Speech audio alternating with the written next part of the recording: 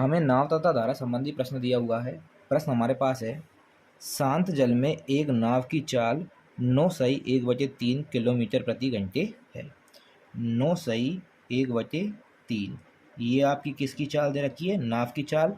इसको हम साधारण भिन्न में बदलेंगे तो 9×3 = 27 और 1 28, तो ये हो जाएगा 28/3 किलोमीटर प्रति घंटे। धारा की दिशा में एक विशेष दूरी तय करने में वह जितना समय लेती है, धारा के विपरीत उतनी ही दूरी तय करने में वह इससे तिगुना समय लेती है। तो एक तिगुना समय लेगी, एक समय लेगी, तो एक का तिगुना। तो ये क्या दे रखा है आपको? समय का अनुपात दे रखा है। हम चाल का अनुपात निकाल लेते हैं। चाल का अनुपात क्या आएगा आपका?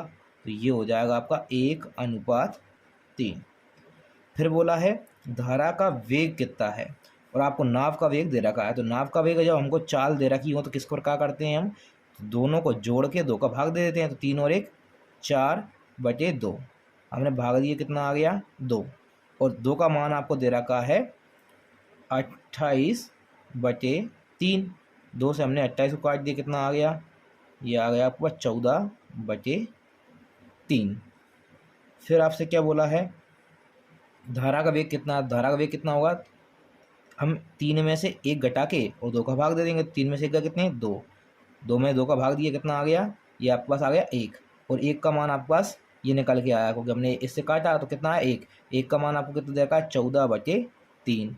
इसको हम मिश्र भिन्न में बदलेंगे तो 3 से काटा, 3 चौके 12, 2 आपके शेषफल, और जिससे भाग देते हैं वो नीचे। तो 4/2/3 किलोमीटर प्रति घंटे ये आपका धारा का वेग आ गया आपके प्रश्न का उत्तर।